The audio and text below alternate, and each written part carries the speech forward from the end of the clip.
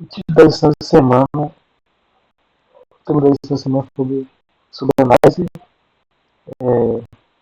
da fé, da liderança de Josué, né? Então, trazer uma análise sobre como foi a liderança de Josué, sobre a fé de Josué, e tirar a receita para o sucesso. Salve o dia 27 de setembro, né? Foi a primeira lição. Tem o tema de receita para o sucesso, né? Coloquei como receita para o sucesso e o tema foi uma possibilidade a ser vivida. E aí só fala que o sucesso é visto como uma possibilidade a ser vivida. Né? E o requisito para ter uma possibilidade de ser, para ter uma vida dessa, né? É ser forte e corajoso para obedecer a lei, né? Josué 1:7. É um ponto importante, né? Imagine uma pessoa que no primeiro dia de aula, a não ser que todos os alunos já receberam a massa. O objetivo não é mais lutar ansiosamente pela nota, mas ver a altura do potencial que essa nota representa. Da mesma forma, Deus não apresentou a terra prometida a Israel como um teste exaustivo, né? Mas como presente. Uma nova realidade cheia de potencial que eles estavam convidados a habitar e explorar através da coragem e da obediência. A jornada não é sobre obedecer a terra, mas sobre aprender a viver nela conforme os desígnios de Deus. Né? Então, o requisito de nós é ser forte para as outras desse ali, né? Não.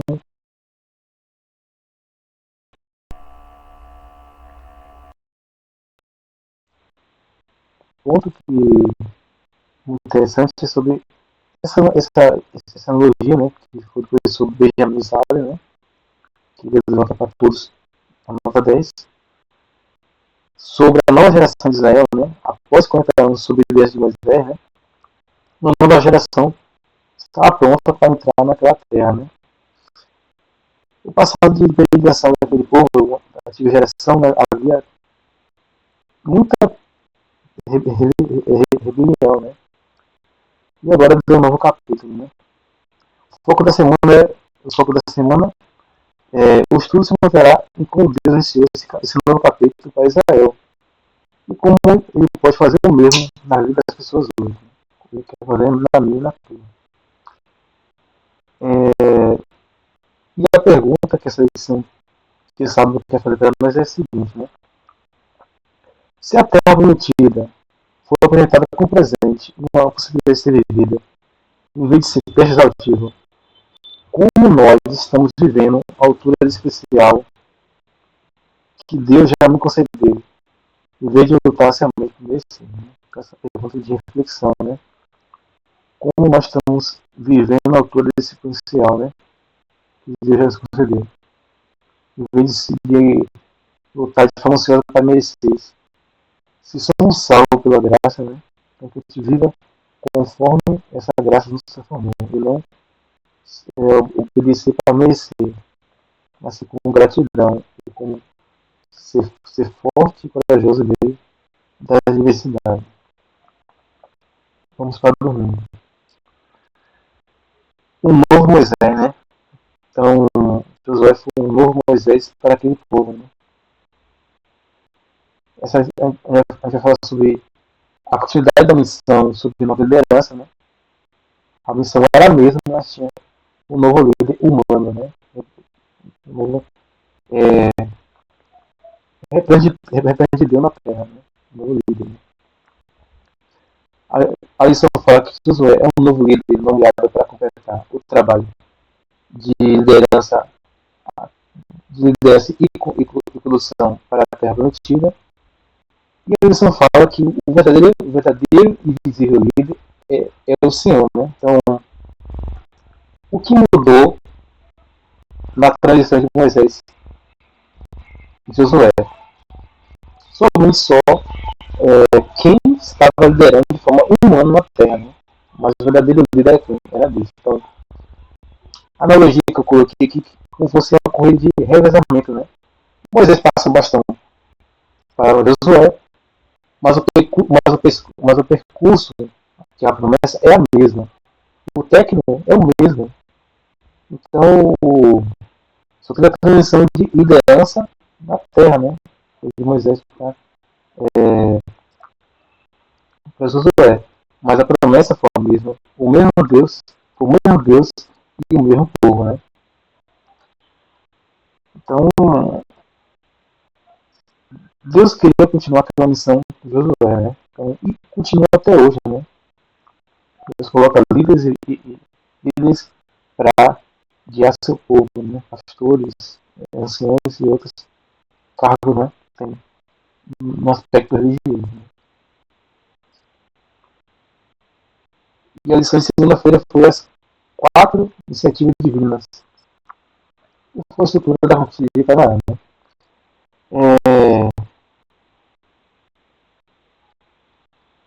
A primeira coisa que Deus mandou, a iniciativa que o povo tinha que fazer, atravessar, né?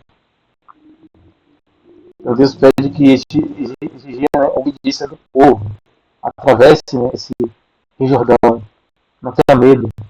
Assim como eu fui com Moisés através daquele mar vermelho, assim também nesse rio. Segunda fase, tomar. Então Deus pede nossa iniciativa, né? Deus faz acontecer, mas que é nossa iniciativa. Segunda, terceira etapa, dividir, né? Deus queria que cada filho de Israel, né? As 12 tribos tivessem uma porção de terra, né? Somente a tribo de Levi que não teve um local fixo, né? E o quarto é a servir, né? Quarta e final iniciativa para completar a missão, né? Que era servir. Então, abaixo eu botei tudo dividido em 4 iniciativas divinas, né? Atravessar, tomar, e servir. A iniciativa de Deus exige a resposta fiel do seu povo. Então, Deus queria que cada etapa dessa ele seguisse, atravessando, tomando a terra, dividindo e serviço, né? E tudo conforme Deus mandou. A divisão da terra foi Deus que instruiu como ser dividido, como atravessar, como tomar e como servir. E a analogia que eu coloquei, né? Deixa eu ver aqui. Analogia a conquista de Canaã é como construir a casa projetada, influenciada por um arquiteto divino. Então, quem arquitetou tudo aquilo foi Deus. Então, o arquiteto apresenta plano em 4 fases, claro. Atravessar o terreno para começar a obra. Então, Deus queria que o povo atravessasse para começar a obra, né? Tomar posse dos materiais e erguer a estrutura. Então, queria que tomasse, saqueasse, né? O povo, né? Tomar posse da terra que era dele, né? Dividir os espaços internos, no caso, analogia a casa, né? Então, cada tribo de Israel tinha um quarto, né? Então, tinha mais de 12 quartos. Servir, que significa habitar a casa e cuidar dela conforme a instrução do arquiteto. Então, Deus pediu que atravessasse essa terra para começar a obra. A primeira coisa, nós temos que atravessar até o local de Deus quer, né? Tomar posse da promessa de Deus e pegar o material e a estrutura, dividir, fazer interno e servir. O povo não cria o projeto. Então, a promessa de Deus, quem criou, né? Assim como foi com Abraão, quem apresentou a promessa foi o Senhor, né? A única coisa que Deus pediu a Abraão que ele obedecesse e tivesse fé nele, né? Confiasse naquilo que ele ia fazer por ele, né? Mas sua participação ativa e obediente em cada fase é crucial para que a casa seja construída e se torne um lar, né? Para que aquele povo tivesse gozo eterno, tivesse paz naquela terra, né? Assim como nós também temos esse desejo de estar no céu, né? Na nova terra, no céu, ainda é que seguir essa etapa, né? Atravessando, tomando posse da terra, né? Então, eu não posso aplicar no dia de hoje, né?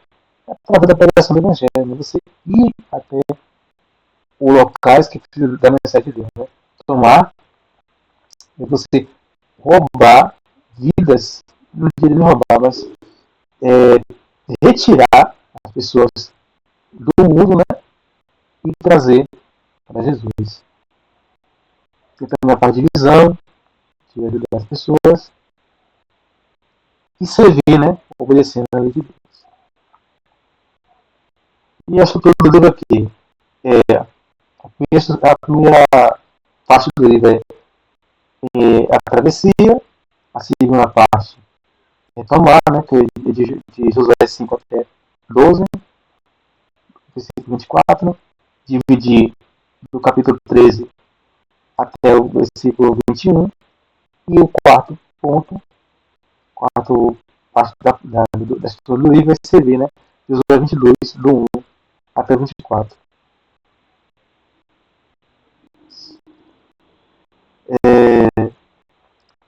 Pontos que eu coloquei que a iniciativa vem de Deus, mas a resposta tem que vir do ser humano também. O ser humano, Deus inicia e o ser humano responde. Então, Deus vai até o ser humano e o ser humano tem que dizer sim, eu quero ou não quero. Princípio temporal, né? A ideia de que a fé no que Deus fez deve levar à obediência é um princípio consistente na história sagrada. Referido também na descrição do povo de Deus no tempo do fim, em Apocalipse 14, 10. Então, o livro de Josué também se aplica a nós também. Né? A palavra de Deus, né, tem um contexto global e antemporal. E a pergunta de reflexão é: visto que as iniciativas de Deus exige uma resposta fiel e obediente, qual fase da construção divina? Atravessar, tomar, dividir ou servir, está exigindo minha participação ativa e obediência hoje para que as promessas dadas se tornem a realidade mantida. Então, Deus inicia, né, com iniciativa, e nós temos que responder a sua iniciativa. Né? Se Deus mandou a gente cale-se para mandou se calar, que a gente se cale. Se Deus falou faça, faça. Então a resposta no cerimônia é ou sim ou não. Eu quero ou não quero. Vamos para que essa filha, né? Herdeiro das promessas, né? Então tem a certeza das promessas de Deus. Então eu coloquei aqui que tem uma parte da lição que fala sobre o perfeito profético, né? Perfeito profético. Indica que Deus promete já é considerado cumprido, né? Então tudo que Deus promete para nós, né? Ele é de cumprir, né? Tudo que Deus fala, ele cumpre, né? Deus não é homem para mentir, né? E não se esquece de nada, né? A consciência de Deus é infinita, né? Está acima de nós. A lição também fala sobre a garantia divina, né? A garantia do cumprimento reside na presença de Deus. Estarei com você. Então, se Deus está conosco, se Deus está conosco, quem está contra nós, né? Então, Salmo 91 fala que cai mil à sua direita e 10.000 à sua esquerda. Então, mostra que quando estamos com Deus, temos a garantia plena. Então, uma analogia muito boa sobre isso, né? Receber a promessa de Deus é como receber um cheque de herança de valor incalculável. O perfeito profético significa que o cheque já está assinado e os fundos são garantidos. A herança já é sua por direito. Então, gosta da salvação pela graça. Você já está salvo já. O que você precisa aqui? O que você precisa fazer? É continuar conforme os mandamentos de Deus. Você só perde essa graça, né, quando você rejeita. Quando você rejeita de forma voluntária, né? A herança já é sua por direito. Então, todos nós somos predestinados a ser salvos. Basta nós querer ou não. Você quer ou não, porque Deus não passa ninguém a ser salvo. No entanto, para desfrutar do valor, você ainda precisa realizar a ação de ir ao banco e depositar o cheque. A promessa é uma dádiva certa, mas é que sua participação, que é a resposta humana. A promessa de Deus estar com você é a garantia do banco de que o cheque nunca sai do ouvido por falta de fundo. Né? Então a graça de Deus, né, é infinita, né? Onde abundou o pecado, superabundou a graça. Então o cheque de Deus é infinito, né? Então, se nós temos um pecado que a gente acha que é imperdoável, Deus perdoa. Né? E Ele quer perdoar para nos refazer, né? Fazer ser um vaso novo. A lição também fala sobre, eu não coloquei nos slides, mas fala sobre a promessa coletiva, né? A promessa não foi feita para apenas para Josué, né? Foi para que todo o povo de Israel, né? Indicando, tem até na lição que falou vocês, né? O paralelo com o Novo Testamento, né? Essa mesma promessa da promessa divina é estendida aos crentes de hoje por Jesus em Mateus 28 e 20. Eis que estou com vocês todos os dias até o fim dos tempos. Então, não devemos temer, né? Deus sempre está conosco, né? E a pergunta de reflexão de terça-feira é essa, né? Se a certeza absoluta do cumprimento das promessas reside na presença de Deus, a garantia declarada estarei com você.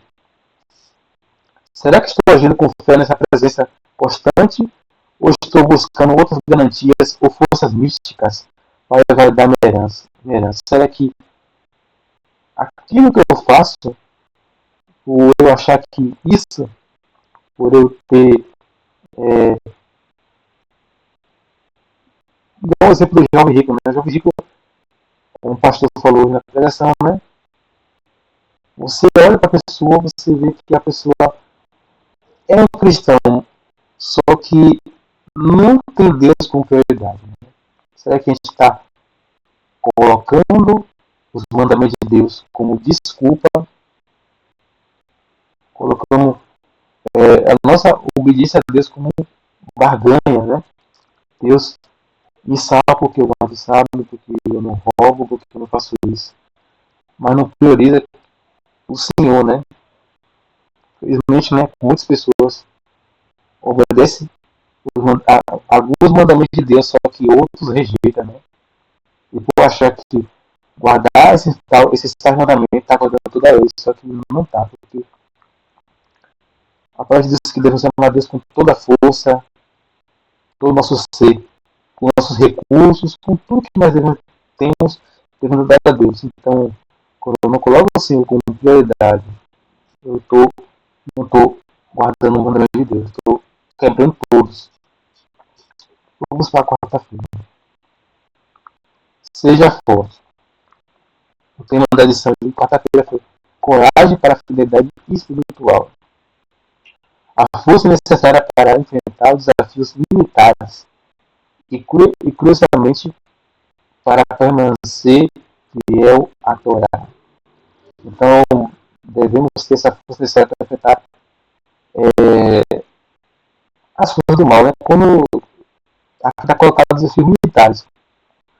Só que a luta de Josué não era só física, né?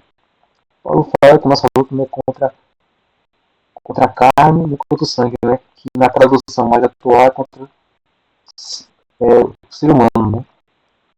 Então, isso quer dizer que a luta de Josué não era só desafio militar, né? Era que permanecer fiel à Torá, permanecer fiel ao que Deus queria que aquele povo obedecesse, né? Devemos aplicar essa força, né, na luta espiritual diária contra o pecado, né? A luta contra as forças espirituais são de forma muitas vezes pior, na verdade é pior do que lutas físicas, né? E a luta espiritual é tremenda, é 24 horas luta todo momento, né? Satanás é como um leão que está furioso atrás de qualquer pessoa para roubar dia de Deus, né? E está atrás de mim e de todos que tentam estar atrás de Deus, né? E essa luta contra o pecado é muito complicada quando a gente, né, confia em nós próprios. Então, quando a gente confia no Senhor, eu sou fraco e pecador. Me ajuda a lutar contra essas forças espirituais que querem derrubar. Aí eu sou forte, né? Quando Quando eu digo que estou fraco, aí que sou forte. Então, quando você assume que você é fraco perante o Senhor, você se torna forte. Porque você não confia em si próprio. Você confia no Senhor que é milhões e milhões de milhões, infinitamente maior do que você. Que é o tudo, né? E eu coloquei uma analogia bem interessante sobre quarta-feira, né? Ser forte e corajoso é como o capitão de navio em meio a uma tempestade violenta. A coragem não é apenas para enfrentar as zonas gigantes, as batalhas militares, né? Mas principalmente para se manter firme no leme, seguindo as cartas de navegação, que é o que? A lei do Senhor, com a precisão absoluta.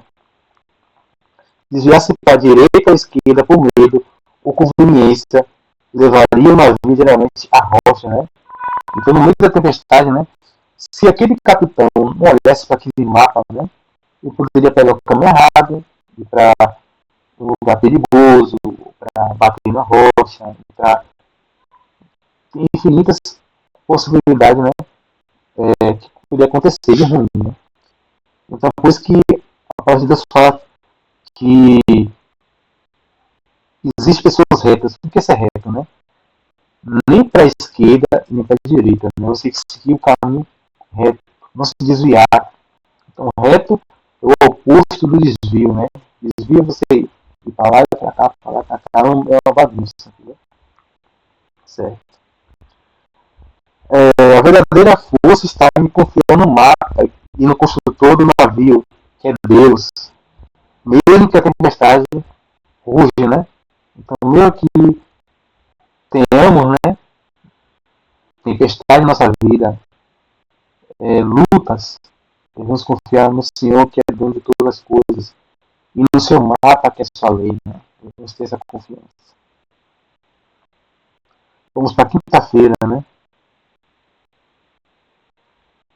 Quinta-feira. Próspero e bem-sucedido, né? A eleição fala sobre definição bíblica de sucesso, né?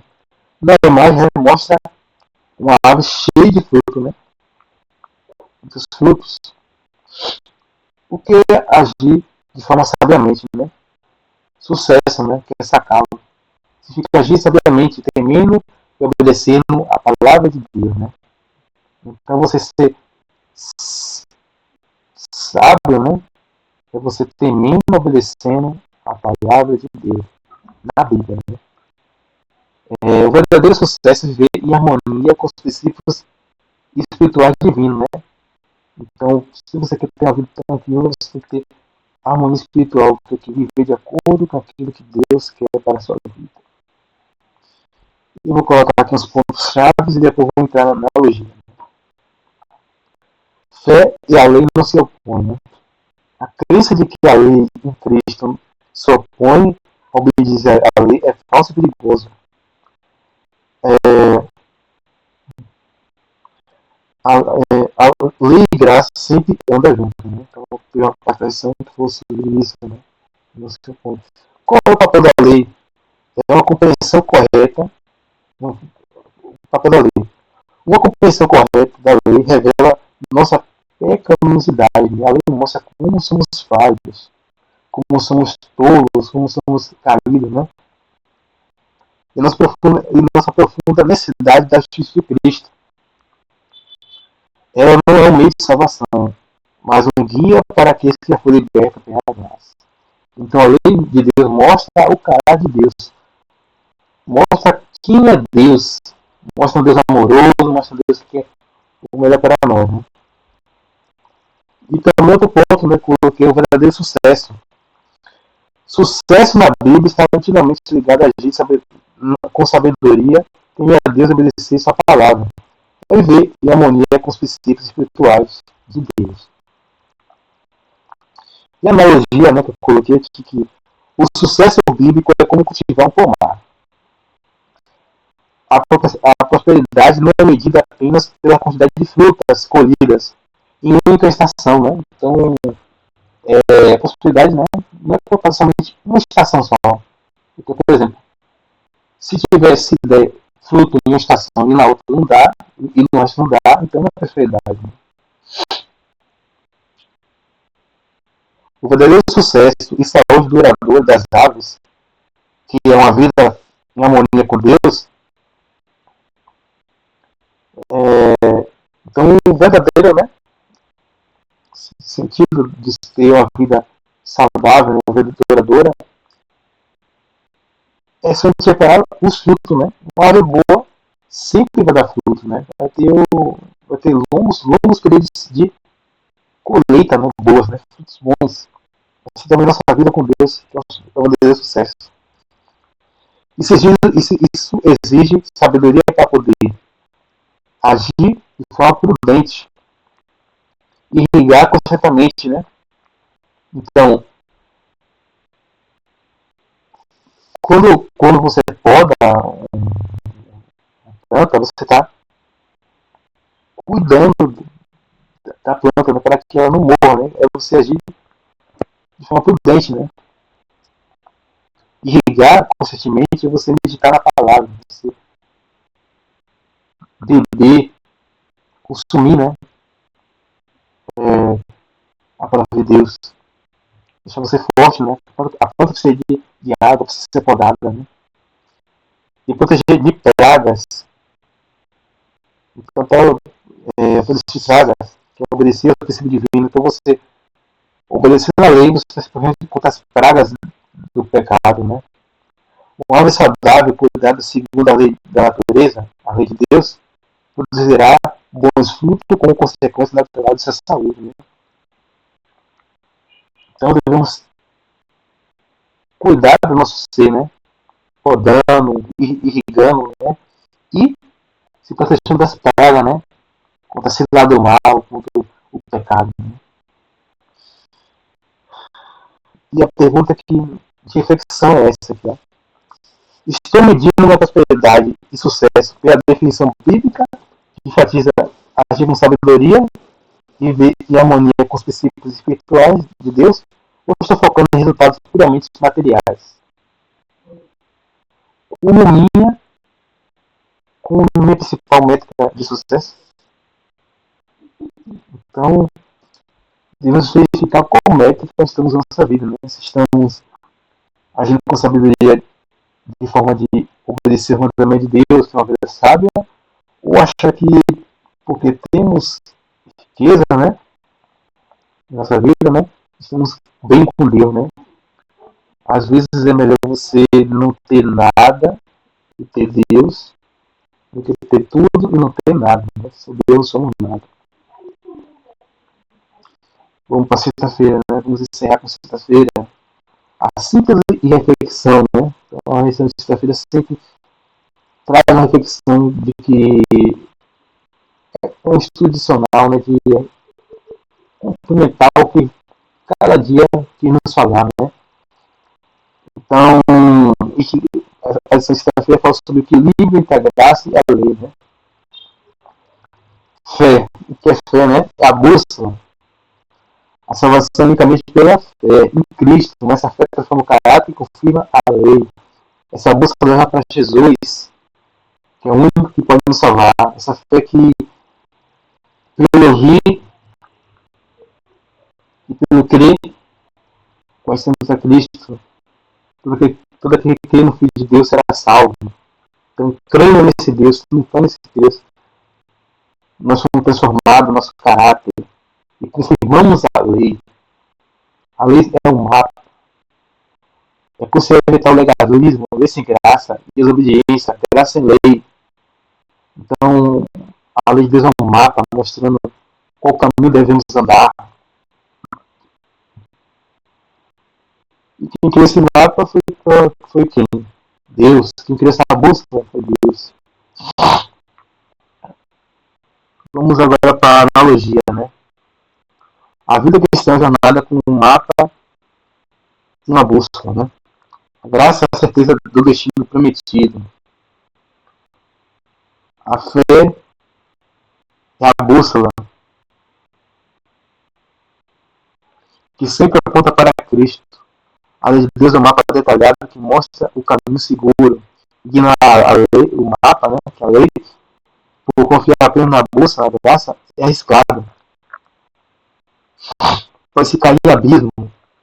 Focar apenas no mapa sem a bússola leva à confusão e ao legalismo, andando em círculos.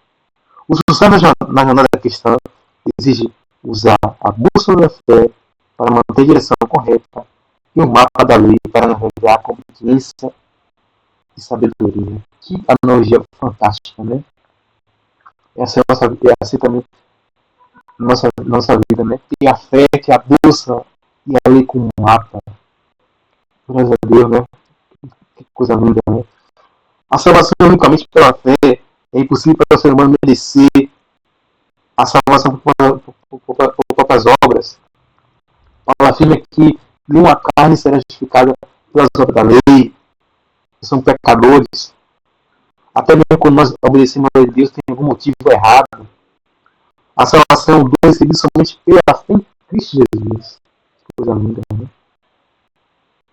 A definição bíblica de sucesso.